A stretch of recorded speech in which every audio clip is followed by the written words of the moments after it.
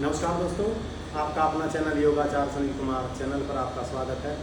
तो दोस्तों, आशा और उम्मीद करते हैं सभी लोग स्वस्थ और सुंदर ठीक होंगे। तो दोस्तों, इस समय मैं हर रोज़ एक मार्मिक और ज्ञानवर्धक एक कहानी हर रोज़ सुनाते हैं। तो आज बहुत ही ज्ञानवर्धक और नॉलेजेबल कहानी है। क्या होता है दोस्तों, दो मित्र होते हैं, बड़े घनिष्ठ मित्र होते हैं। और मित्र की परिभाषा ये है, सुख में, दुख में, हानि में, लाभ में, यश में, अपयश में, कीर्ति, अपकीर्ति में और मृत्यु उपरांत तक जो दोस्ती निभाते हैं वो सच्चे मित्र कहलाते हैं। तो दोस्तों, दो मित्र थे, तो युवा अवस्था थी दोनों की, और मुंबई चले जाते हैं खाने कमाने के लिए कि धन एकत्रित करके लाते हैं, फिर मकान बनाएंगे और अपने सपने साकार करेंगे। तो दोस्तों, दोनों मित्र चले जाते हैं गांव से मुंबई, और लगभग कम से कम 5 साल वो मुंबई में अच्छे से अपना व्यापार करते हैं या नौकरी करते हैं। तो क्या होता है दोस्तों, काफ़ी धन एकत्रित दोनों मित्र कर लेते हैं, एक ही कमरे में रहते थे, एक ही साथ खाते पीते थे।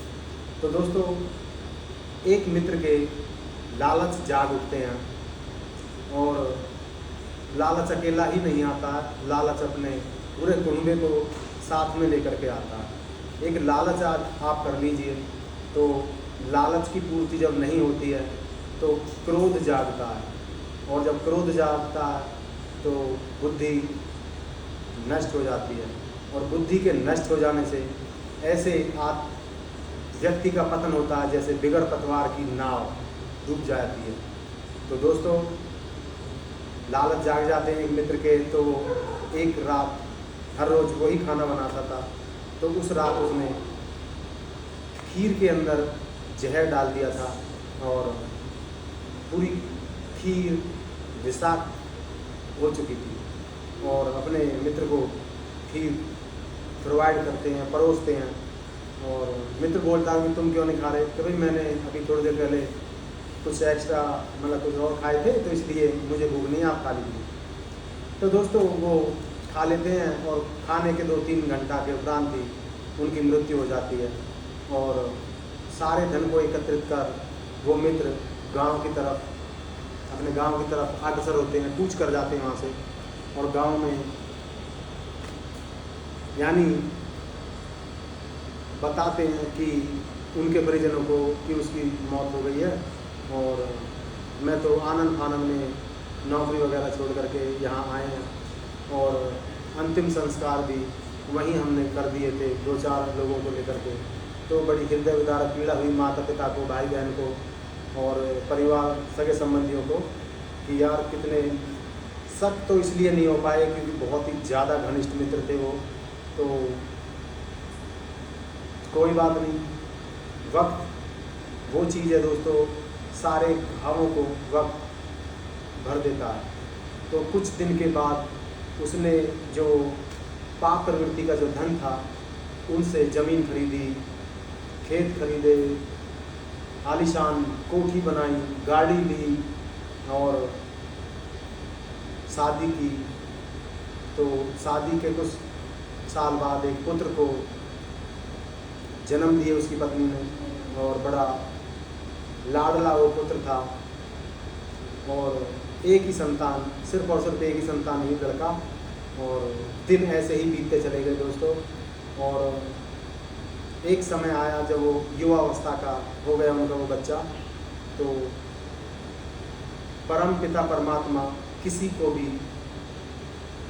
जैसे उसने कर्म किए हैं ऐसे ही भोगने होते हैं। ये परम पिता परमात्मा की न्याय प्रणाली है दोस्तों, बच कोई भी नहीं सकता। आप अज्ञानतावश पाप कीजिए या जानबूझ करके पाप कीजिए, बख्शे नहीं जाएंगे। कुछ लोगों का ये मत है कि हम पाप कर रहे हैं, परमात्मा नहीं देख रहे हैं। यदि परमात्मा देख भी रहे हैं तो गंगा जी नहा आएंगे, सारे पाप धुल जाएंगे। दोस्तों, गंगा नहाने से पाप धुल नहीं सकते, और जैसे किए हैं आपको ऐसा ही भोगना पड़ेगा। तो दोस्तों, युवा अवस्था में उनका बच्चा पहुंच जाता। और एक और बात बोलनी थी आपसे कि तुरंत के पाते हुए, यानी जो आपने कंडे देखे हैं, उबला बोलते हैं ग्रामीण परिवेश में, तो तुरंत के पते हुए ना तुरंत ही नहीं जलते हैं, थोड़ी देर लगती है। कर्म फल पकने में देर लगती है, लेकिन एक दिन आपको ये कर्म ऐसे ढूंढ लेंगे जैसे हजारों गाय के अंदर बछड़ा अपनी माँ को ढूंढ लेते हैं, इसी तरीक़ा से कर्म आपको ढूंढ लेंगे। तो दोस्तों क्या होता है, तो लड़का बीमार रहने लगते हैं, और जहाँ भी जिस व्यक्ति ने बताया कि वहाँ फलां वैद्य पे ले जाओ, वहाँ उस वैद्य पे ले जाओ, धीरे धीरे धीरे धीरे हर वैद्य के पास वो चलते गए।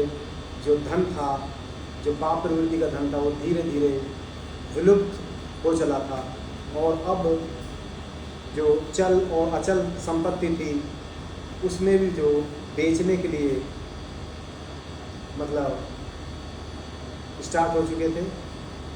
कभी कोई खेत बेच दे, कभी कोई प्लॉट बेच दे, कभी कोई मतलब कि चल अचल संपत्ति उनको कहते हैं दोस्तों। जो चलने वाली है वो चल संपत्ति, और जो खेत है वो अचल संपत्ति में आते हैं। तो धीरे धीरे धीरे धीरे वो सारे सेल होते जा रहे थे, और एक दिन ऐसे आए कि घर भी सेल हो गया। अब और कोई रास्ता नहीं बचा था, क्योंकि एक ही लड़का था। मोह की आसक्ति इतनी थी, और हो भी क्यों ना, हर माँ बाप अपने बच्चे के लिए करते ही हैं। तो दोस्तों एक जंगल में झोपड़ी डाल ली और झोपड़ी में रहने लगे। अब क्या था, वो बच्चा रुग्ण अवस्था में इतना चला गया था डीपली, अब वो बोल भी नहीं पाता। 3-4 महीने से तो वो बोल भी नहीं रहे थे, कुछ खा पी भी हल्के फुल्के खाते थे। तो एक रात को 12 साढ़े 12 बज रहे थे, तो पिता और मतलब कि माता व्याकुल स्थिति में और चिंतित स्थिति में उनकी देख रेख किया करते थे। तो माता की तो आंखें लग जाती हैं, लेकिन पिताजी जाग रहे थे। तो एक रात, उसी रात को बोलते हैं कि भाई, नाम लेकर के बोलते हैं कि भाई पहचानते हो? बोला, अरे मेरा बेटा आज बोला तो सही कि मैं बेटा नहीं हूँ, तुम मुझे पहचानो, मैं तुम्हारा वो दोस्त हूँ जिसको तुमने विष खिलाया था, खीर के अंदर जो विष खिलाया था, मैं वो दोस्त हूँ। तुमने मुझसे छल कपट करके आपने मेरी संपत्ति हड़प ली, मेरे जो धन था वो हरण कर लिए, और आज इतने सालों के बाद, यानी आपने उस धन से खेत खरीदे, कोठी बनाई, बंगले बनाए, गाड़ियाँ ली, गहने लिए, सोना चांदी सब कुछ लिए, लेकिन आज मैं वो सारे अपना जो ऋण था वह मैं आपसे वो धीरे धीरे वो सब लेकर चले गए हैं, और आज आपके पास कुछ भी नहीं बचा है। तो इतना बोल करके वो अंतिम सांस लेता है लड़का, और वो जो पिता था वो पश्चाताप के आंसू छलक रहे थे, गिर रहे थे, और न्याय प्रणाली ईश्वर की ऐसी थी कि दूध का दूध और पानी का पानी हो गया था दोस्तों। तो इस कहानी से हमें ये सीख मिलती है कि हमको मोहवश या किसी भी लालच में किसी के साथ कोई प्रपंच या चालाकी या कुटिलता हमें नहीं करनी चाहिए दोस्तों। आप हमेशा याद रखें, विदित रखें, परमपिता परमात्मा की अदालत से कोई बच नहीं सकता। तो आशा और उम्मीद करते हैं दोस्तों कि आप इस कहानी से सीख लेंगे और अपना जीवन यापन धर्मयुक्त कार्यों में लगाएंगे, और किसी के साथ भी अधर्म के कार्य नहीं करेंगे। तो चलिए दोस्तों, मिलते हैं कल इसी टाइम इसी चैनल पर। तब तक के लिए नमस्कार।